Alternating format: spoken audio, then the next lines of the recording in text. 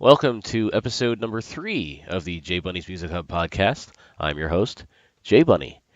For this episode, it was about a week ago, well, exactly a week ago, actually, went to the Stanhope House in Stanhope, New Jersey to see the band Seas of Wake play their final show. So while I was there, I interviewed them. Originally, I was going to try and just interview their singer Shaun, but I'm really glad that I was able to get Shaun and Bill and Rick. Rick contributed a lot to the conversation in the interview here, and I was glad to get all of those guys. I also had their manager David Zeck was also present for and participated in the interview, so it's great. This is going to be the first show where it's more than just a one-on-one, and it was a lot of listening back to it, and there was a lot of laughter. It was a really funny fucking interview. So I hope you guys like it. There's going to be a bit in the middle where I'm going to say, "Oh, back from a quick break." That's because in the middle of the interview, one of the security guys from the venue, we were upstairs at the Stanhope House, and one of the security guys needed to talk to the band and their manager, so I had to stop the recording. But we picked right back up, so rather than try and edit around that, I'm just gonna leave it in. And but there was no planned break; it just kind of happened. But yeah, it was a great time. It sucks that those guys are going away, but as I learned in the interview, and as you'll hear, they're not saying that they'll never be back. So hopefully they come back soon, sooner rather than later. And I hope you guys enjoy the interview. And here we go with Seas of Wake. All right, it's Jay Bunny. I'm here in Stanhope at the Stanhope House. We're upstairs at the last ever Seas of Wake show. Got Shaun Mason. Hello. Rick Montgomery. What up? Bill Hermann. Oh, hello. And manager Dave Zeck sitting in the back there. Hello. Hello.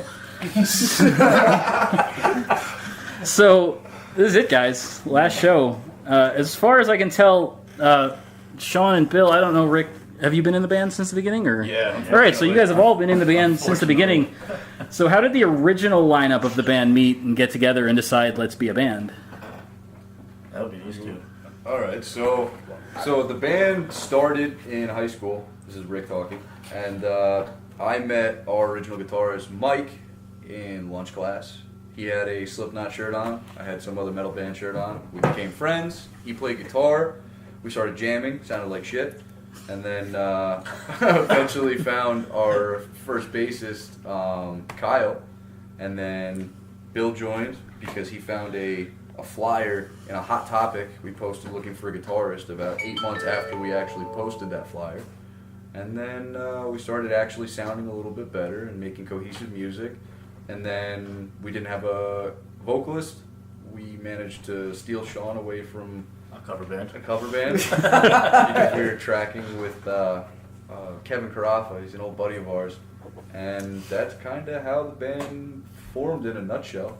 Minus a lot of stupid shit in between. All right, that's fair enough. That and barbecues. Lots of barbecues. Lots of barbecues. All right. So what this band has been together 8 years. What is being in the band for the last 8 years? What has that meant to you guys? Man, a lot of music, a lot of roller coaster rides, emotions up and down. People hating each other and then loving each other and playing fun shows. It's like marrying your 5 best friends, but not ever having sex. Yeah. Definitely lack the sex, unfortunately. So you get a lot of headbutting, but when everyone's on the same page, everything works beautifully. And we have fun jamming. There's a lot of good energy. And that's pretty much it. At this point, though, I think it's just kind of, I don't know, we need a good send-off. All right. That's, again, fair enough. I'm fairly certain that my first exposure to you guys was at Dingbats in 2012 when you guys played the Harry Deli's Memorial Show. Oh, yeah. Oh, wow. So how did you guys know Harry? Like, I assume from the scene, but how did you guys know Harry other than... Well, he was the singer of Fate Strikes Twice. Yeah. Yeah, he was also the original singer for the Voodoo Terror Tribe. Oh. I didn't know that. I was unaware. Yeah. No shit. That's awesome. Yeah. So, and we did play with them at some point, right? Fate Strikes? Yeah. and we got to know him and his wife and everybody that they brought around. Just awesome people all around. And Yeah, dude had a lot of good energy about him. oh, so like just good vibes. We hung out with him in the city a lot. Yeah. Like the guy was just so cool. Yeah, I used to just randomly run into him at Dingbats or at QXTs. I remember talking to his wife at the show, and she was telling me they used to live across the street from QXTs, and she kind of just hated how much he went there and would just show up sometimes just to drag him back home. But so having known him and stuff, how important was it for you guys to be involved in that show? Because I know that Seize Awake played, and then Shaun, you also performed at the end of the night with Fate Strikes Twice. Yeah, well, I mean, his vocal range and what he can do is like an inspiration to a lot of people, Right. especially around that time. And myself and a bunch of other people in the scene around that time were asked by his wife and friends and whatnot to join the show and perform his actual songs. So that in itself was an honor, Right. you know. So it's needless to say that whole event, all that whole time was emotional. You know, we went to his ceremony. Yeah. Where did that take place? Where did we go? Lincoln Center. Yeah, his funeral. Yeah. Yeah, and it was like I've never seen anything like it. It was this huge event. They made it more of like a party rather than like anything. Yeah, I wasn't able to go. go to that, but I was able to go to the show. And even though Right. that was, it was obviously it was sad that Right. Harry had passed. It was really a testament to the scene coming together Exactly. to show support for his wife and to show just that they missed the guy and that Right. So back around that time, that was my first exposure to you guys, and you guys at that point in time were wearing the face paint. You don't do that anymore. No. Why is that? I think it's just kind of a grow out type of thing, you know. It's like we kind of based face paint off of what, Kyle. Kyle, our original bassist, had the idea to do it, and it kind of meshed well, I think, with the concept of the first record that we had written, and I don't know, it was just something we did, and people liked it, and we liked it, and It was became something really different. redundant. that's the thing is like it. I mean, I give props to people that bands that do it all the time, constantly, and do it like to a higher extent than we did. But I mean, I as being a drummer and sweating as much as I do, and that shit gets in your eyes, man, it's not fun. But I think it was like, all right, well, time to write a new record. It's kind of we had new people, change Yeah. the turnover and Right. band members. So we're like, we're different people, different music now. We're not going to ditch it. went in a little bit of a different direction with the music. So it's like, all right, well, this isn't really what we are anymore. This is kind of like a symbol of that era of the band. So Okay, that's fair kind of enough. just like moved past it. Okay. Yeah. Makes sense. Now speaking of the eras and the albums and stuff, I have the Virology and the Depth of the Marrow. But Shaun, you had posted a picture on Facebook recently of an old demo that I didn't even know existed. Because that was 2 years before I knew the band existed. I was just wondering if there's any other music like that I might not be aware of, or other fans in my position, other than that first, or did that stuff eventually make its way onto other albums? Or We put another single out, officially titled "Welcome to Blistering," but we had a funny title, "Rockabobby." That was the working track. The working track title. Yeah, our producer at the time, he had to save the file, and he was like, "What do you want to name it?" We're like, "You name the song." He was like, "All right, Rockabobby." It was a bassist that we always had. He came in and he filled in for us for a couple shows. Our friend Bob Castile, okay, and it came off of that, I guess. But But other than that, I mean, it's So just that would make it what? So it's 5 songs in the demo, right? Rockabobby, that's 6. Oh, and there's actually unreleased tracks. When I went to join the band, they already had like 9 written instrumentals, and I only wrote vocals for 3. there was 13. Or 4? There was 13 tracks, 13 and we total. only tracked you on 3 of them. And We then can, at this point, we could probably just release them and say, "Here, this we don't release it. That demo wasn't recorded to a click track, so it's all over the place. But there's some good like little things here. Oh, we also have your sister's song. Oh, that's right. We wrote Yes. a song for my sister's wedding like 5 years ago. But Yeah. other than that, that's really it. Oh, Yeah. all right. So I gotta say, I was surprised. Like I said, because I was exposed to you guys at Dingbats, and I saw you guys play there a lot. So I was surprised to hear that this final show was here, because as we were talking about before I turned the recorder on, I'd only seen you guys play here twice before.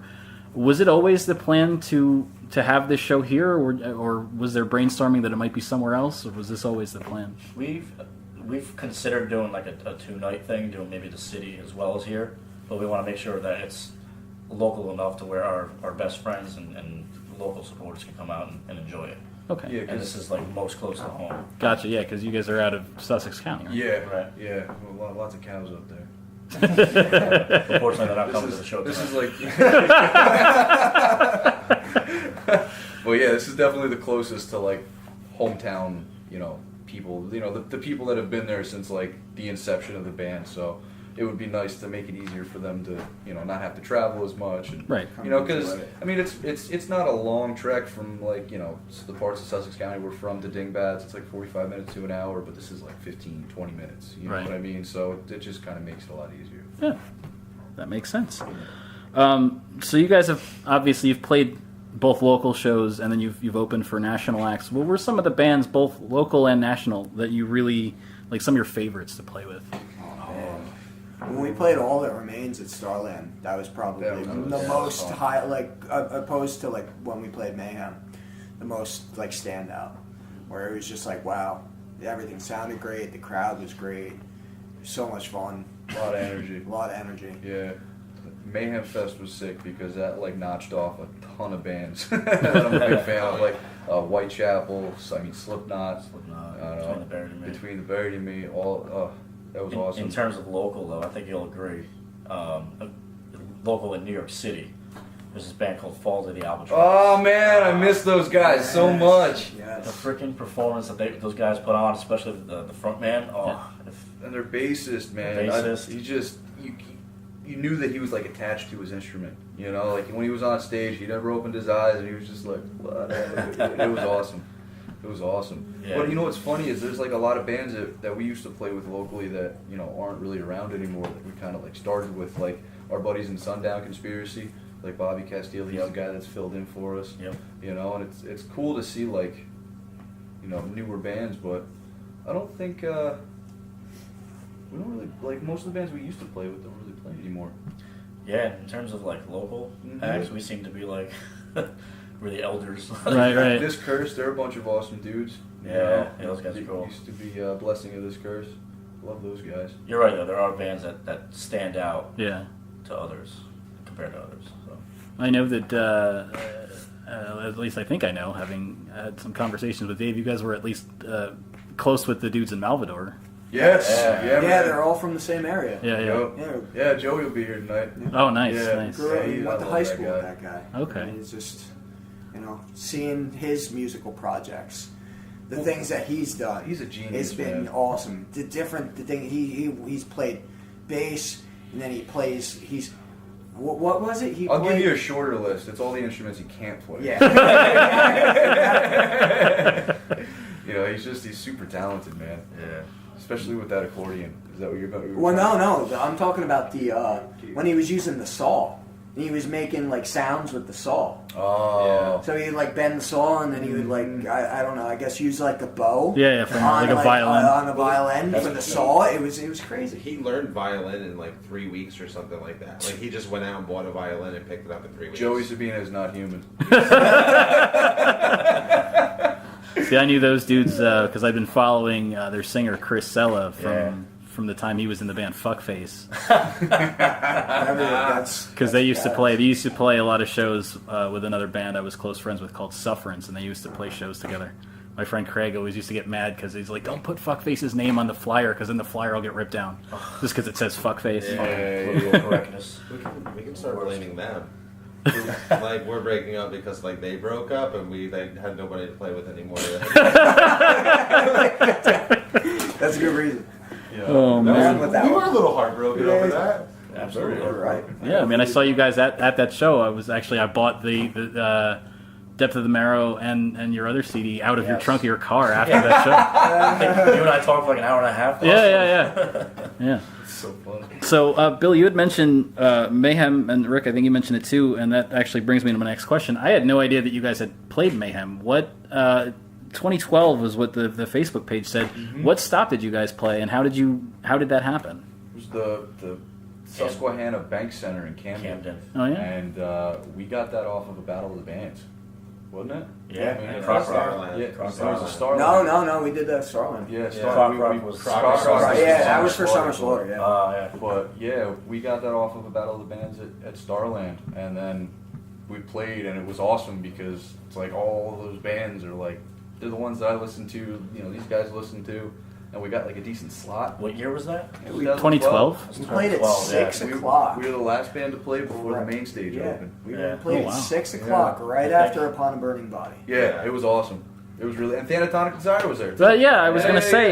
Yep. Yep. I knew that. I'm going to ask Will about that later, as a matter of fact. But yeah, I managed to miss that show. I think I skipped that year. I think that was one of those. I think that was one of those years. There was a couple of years like Ozfest. I always went to from fucking 2002 until it ended. But Mayhem, it was like, all right, let's see what the lineup looks like. So there were some years I wound Dude, up there skipping. was like 2 years out of the entire Mayhem Fest lineup that were good. You know, it's like there was.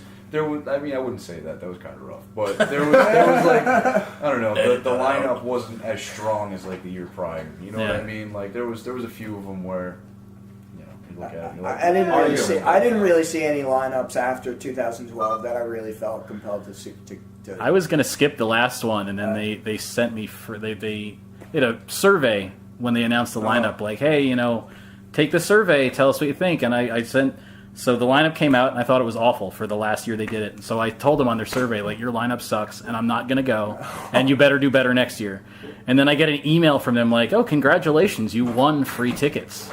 I didn't know they actually do that. I thought they just say that. Like, I didn't think they actually give free tickets away. Yeah, no, so yeah, I won free tickets, and I went and had a terrible time. Yeah. Back from a quick break, but yeah. So they sent me these free tickets, and they said that I got a free backstage pass. And the entire day, I was like fighting with the like staff at the PNC because nobody would acknowledge that the backstage pass was worth anything. They're like, oh, it just shows that you're with the band. It's actually meaningless. I was like, no, they said I could go backstage. They're like, well, no, you can't.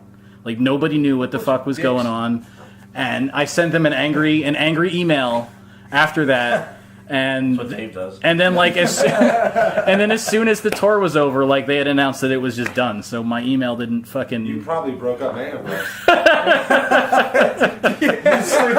single-handedly killed the festival. We had this one guy, and he was just so pissed off. Tried to get backstage so many times. Yeah. Fucking security. But so you guys played at that Mayhem. Did that get any interest from labels, or did that sort of increase your profile in any way, having played that big show? Or I think it looked like it increased our profile, but honestly, I don't think it really did much. no? It's all stuff that you add to your resume. At the end of the day, you know. Right. Because it's like you look at it like in a different way that we didn't get booked for the tour.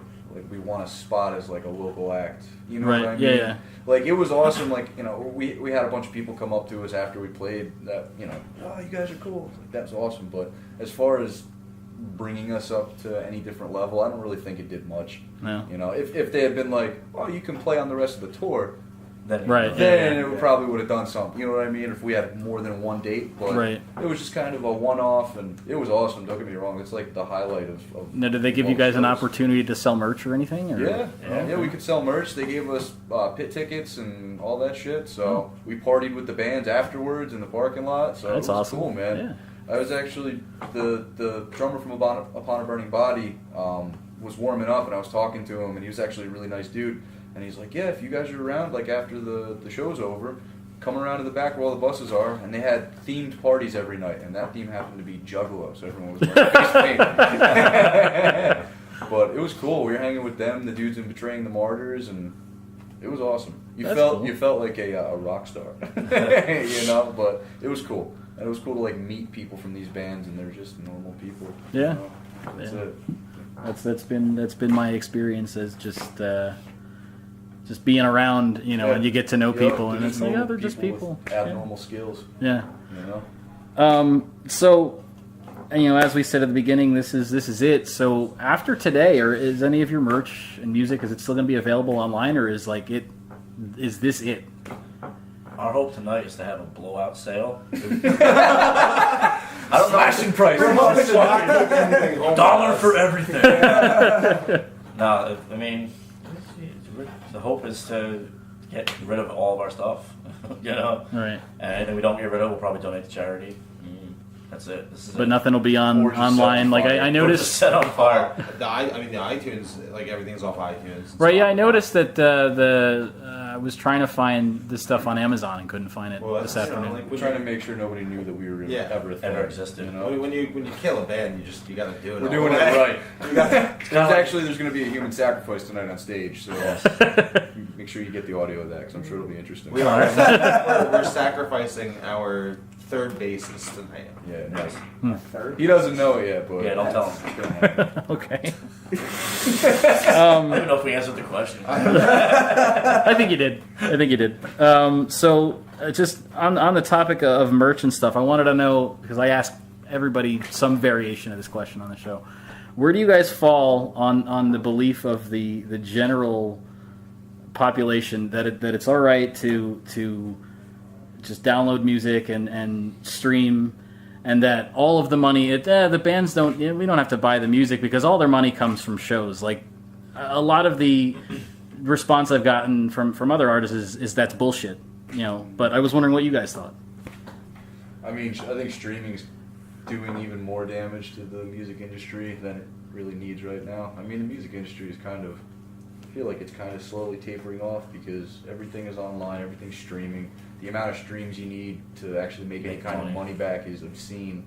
And as far as like making the money at shows, if you're on a label and you have some sort of tour management, you got to think about all the percentages that everybody gets. So when it comes down to it, you may make X amount of money, but then 10% goes to somebody, 15% goes to somebody. You have to pay for your gas. You got to pay for the merch originally. There's food that you have to do, and it's like you don't really ever make enough money to support yourself unless you're, really, really seasoned and you have a good gig going on.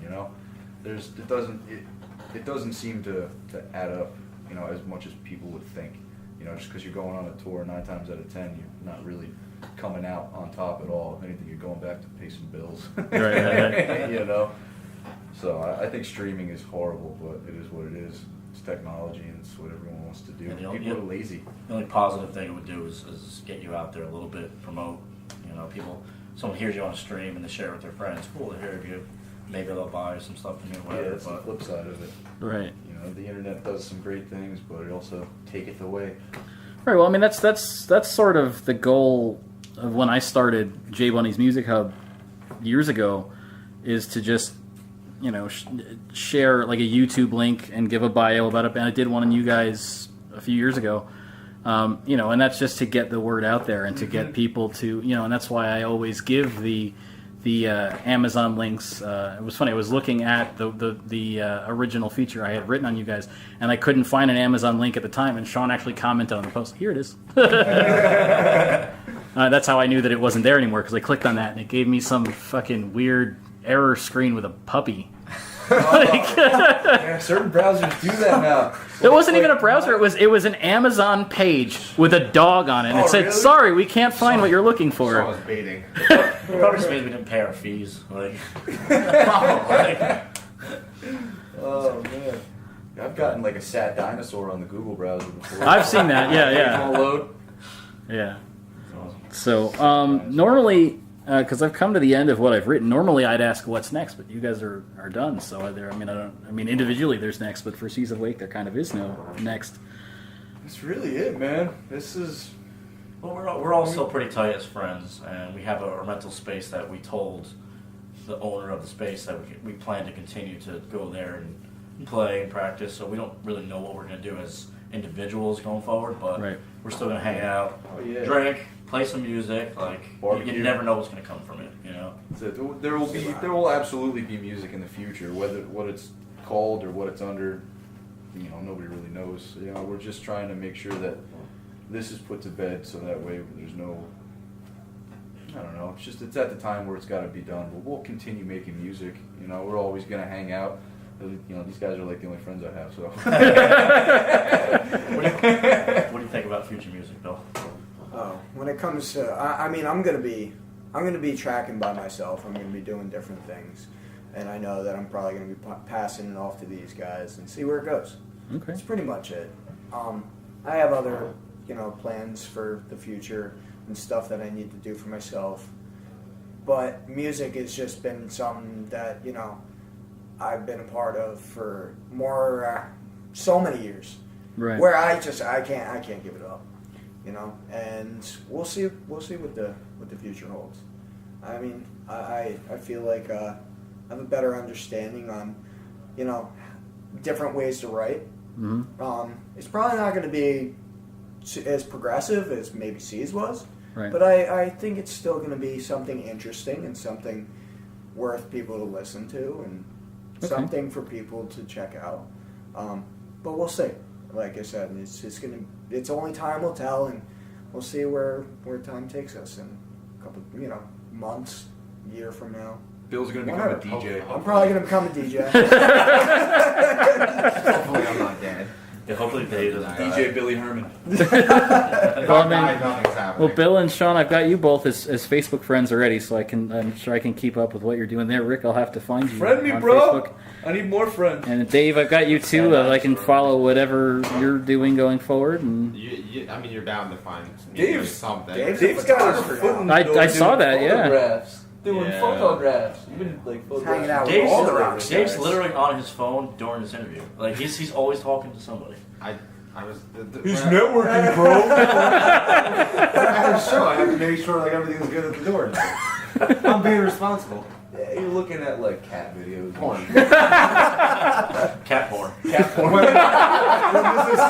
this is over, I want to give this couch a good ride. I'm gonna be on it, so you better be prepared for some company. so, do you guys have any parting words before I turn this thing off and we move on with our day? Thank you for everybody that put up with us over the past 8 years. Yes. And like came The out and support. supported. Yeah, it's been a hell of a ride. Absolutely. I couldn't have asked for, or even have thought. Like, if you were to ask me 8 years ago, or even said to me that I would have done the things that we've did. We've did. Another drink, Bill. So you're breaking up so Bill can go back to school. Yeah. Yeah. But And become a yeah, DJ. it's just And become a DJ. and become a DJ. I don't know. He's gonna be. He's like joining like Justin Bieber's band. Or something. Good for him though.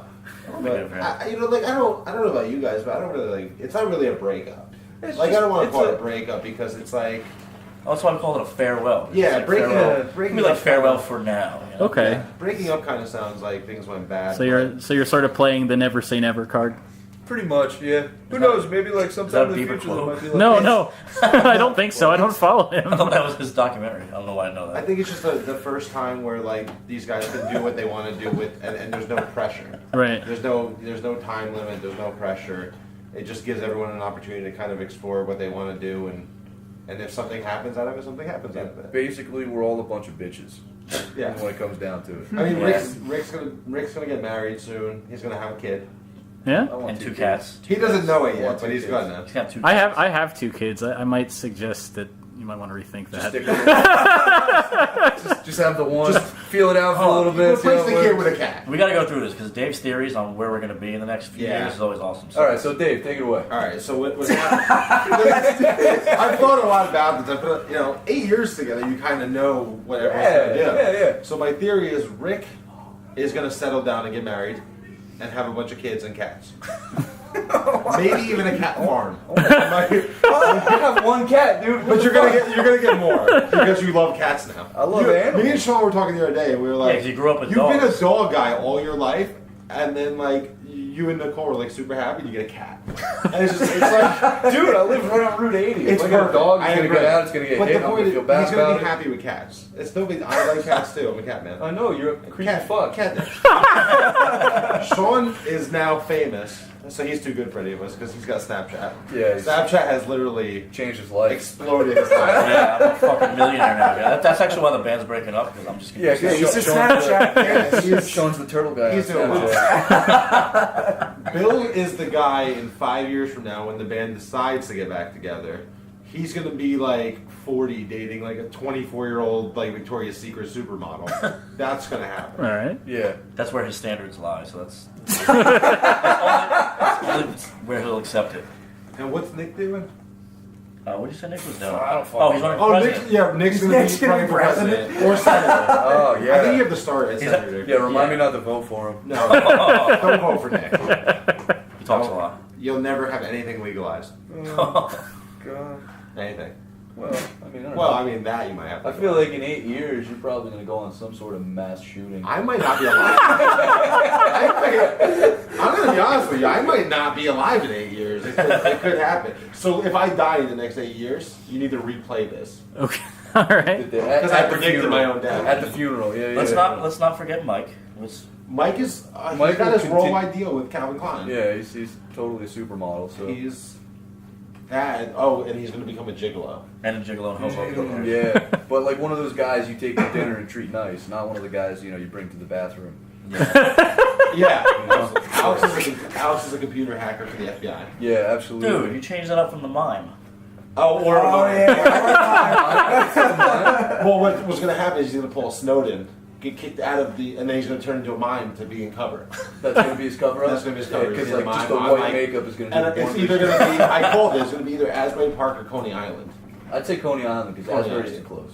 You think so? Yeah. Same state. Yeah, nobody goes to Coney Island. Yeah, fuck Coney Yeah. Island. And Kyle, I feel like Kyle's gonna have a huge farm.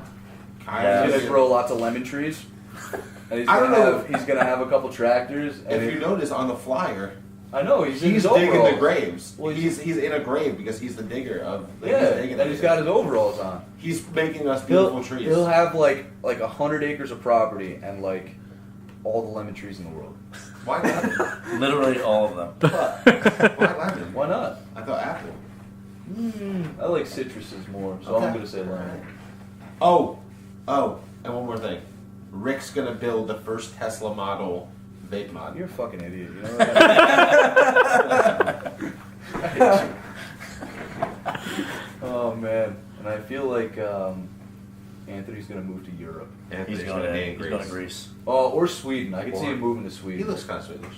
Yeah, he likes the Swedish. He death likes the metal, Swedish so- metal, yeah. Yeah, I could see him moving to Sweden. All right. Yeah. I mean, you have to talk to him about that. I mean, we don't really know. Well, it's it, But who else? Did we forget anybody? Was that everybody? Is that all of I think them? so. How many members were there? Like 25? We really are Probably. like member-wise. Don't you ever say that again. We should never be held up to that standard, man. I'm talking about numbers. We can't.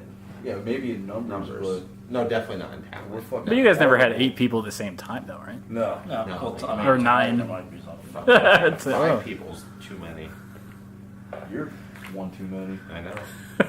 It's all my fault. That's it, man. Damn it, Dave. It's all my fault. All right, so that's your predictions, and is there any? Did we miss anyone? Are we good? I don't think So we're good. All right. Any beyond the predictions? Anything else you said? I think you've said anything else you want to say? Yeah.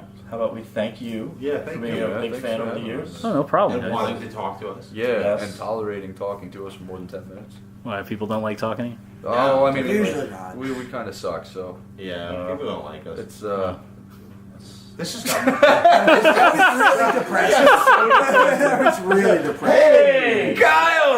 Oh, this is man. Kyle. Get it Hi, off. Kyle. This is the original bassist, Kyle. Hey, what's up? You're now on the podcast. You're on a podcast. Hey, where are you gonna be in like the next few years? I just made a prediction that in the future you're gonna have a huge farm with lots of lemon trees. That's the goal. Peach trees, because my son was fertilized under a peach tree. Oh! All right, as long Whole as you story for grow a another couple lemon time. trees for me, though. Do you guys mind if I get changed? No, that's all right. We're about done here anyway. Get We're all naked, for dude. it. We were actually gonna have the orgy after this. I'm is totally done, comfy but- with it right now. Yes. That's fun. We can commentate on his changing. Oh, all right. I'm sorry about the smell, but Just move over here. Okay, what? That's great. Peach Oh. trees. Kyle, you have anything you want to say? I'm surrounded by love. Everything happens for a reason. The culmination of time and effort has worked out beautifully. I'm being responsible. I've made progressions in my life, and the fact that I can come back and be part of music again now it gives me faith, it gives me hope, it gives me clarity, and here I am doing what I used to do a long time ago. Taking my clothes off and painting my body. That was one of the most beautiful things I've ever heard. His 5-minute speech just just stole was the better than our podcast. whole thing. I'm grateful, I'm thankful, and I'm full of love. It's like So thank you Thanksgiving all. of Let's music. give a clap to that. I was gonna say that's probably a good place to stop. Yeah. Thanks a lot, guys. Hell yeah, man.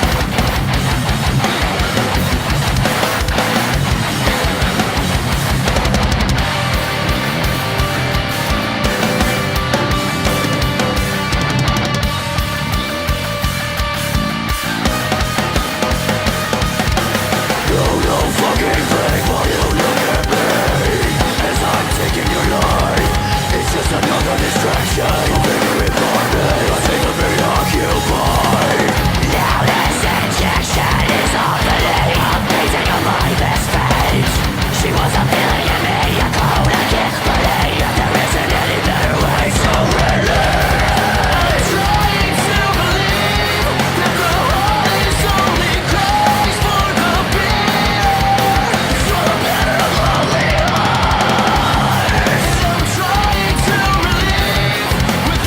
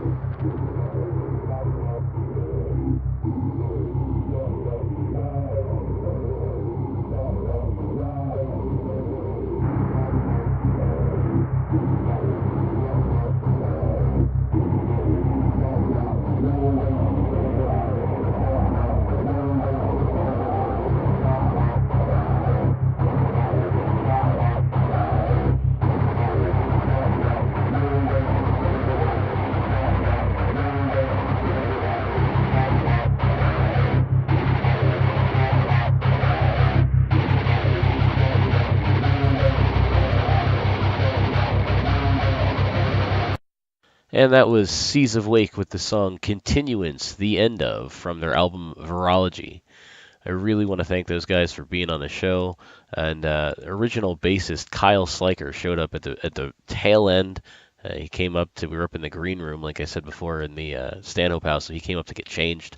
It's great to have him on. I'd never met him before. They had everybody that had ever been in the band, with the exception of one guy. Every former member of the band showed back up for their final show, and they all played on, they had one lineup play for most of the show, and then at the end, and then throughout the show, Kyle was coming up and singing with Shaun, which was great, and then at the end, he jumped on bass, and it was a great time. Like I said, I really hope that that those guys decide to come back at some point, or even that, those other projects that they were talking about doing, other music they were doing, comes out again sooner rather than later, because those guys are great. Now you'll notice that at one point they mentioned that they're breaking up because Shaun is famous. What they meant with that is that also that's not why they're breaking up. All of those reasons they said they were breaking up were jokes. They never actually said the real reason, I don't think, but other than they just wanted to take some time and all that. But Shaun has gone viral ridiculously lately with this video that he recorded, I guess, through Snapchat. I wanted to ask him about it. I'm hoping to have Shaun back on the show at a later date, have a solo interview with just him, where we can go into some of this stuff. But he's got these through Snapchat, and his fucking head is really tiny, and his mouth is really big, and his voice is really high pitched. And if you're on the internet at all, you've probably seen it in the last few days, screaming about the lights green, go. That's fucking Shaun, and then he's got a bunch of these videos, but that one in particular is just getting a ton of views, and it's being featured on a ton of sites. It's some funny shit. But yeah, like I said, I'm hoping to have Shaun back at a future date to talk about that, talk about some other stuff that we didn't get into here on the Seas of Wake show. Now, in the past, this is the first episode we've had so far where wrestling didn't come up. I don't really know if any of those guys were wrestling fans. I don't know them as well personally as the last two guests, but I've recently joined the J Bunny's Music Hub podcast is now part of the Club Kayfabe creative community, which is Club Kayfabe is a wrestling group on Facebook that then branched out into a wrestling podcast. And is again now further branching out as sort of a podcast and just creative network, like a network of podcasts and other creative ventures. So now I'm going to be, the J Bunny's Music Hub podcast is now featured as part of that. You can find the website for the Club Kayfabe creative community is ckcconline.com. And there's a bunch of podcasts and other artistic ventures featured there. We're going to see about getting the back episodes all archived on this website and eventually also on YouTube. But here first, because I guess the way I went about those first two episodes, I put them up on high quality, and using Podomatic, those two episodes alone are using up my space, unless I buy more space or host them elsewhere. So I don't want to have to take anything down. I would like to have everything available online, without having to pull shit down. So hopefully Chris O'Mealy, who runs the Club Kayfabe creative community, can get those back two up here so that they're not offline at all. And I also, 2 episodes of talking about getting a Twitter. I finally signed up J Bunny's Music Hub on Twitter, so you can find it at J Bunny Music Hub on Twitter. You can find, like I said, Club Kayfabe Creative Community. You can also find the Club Kayfabe podcast through the creative community and also on Facebook. Industry Embers, like I've mentioned before, you guys, this is going to be an ongoing thing with all the shows. As I mentioned to the guys in Seas of Wake, every episode is going to consist of some variation on that question about how do they feel about the downloading and the streaming and all of that. So make sure you follow Industry Embers if this is something that you believe in too. If you want to see your music stick around and see your bands that you like not break up because they got dropped by their label or what the fuck ever, you can follow Industry Embers on Facebook, also on Twitter, and tweet all of your music purchases to @Industry Embers with the hashtag #BuyMusic, BUY music, or it's buy BYE music. Now, since this is only the third episode and I'm still sort of finding my feet, as it were, the first episode ended with no music. The second episode ended with stock music. I think going forward, I'm just going to I'm going to end these episodes with another song by the artist that I interviewed. So for this episode, you heard the Continuance by Seas of Wake. That was from their first album. And now to close out the show, this is from their 2016 release, Depth of the Marrow.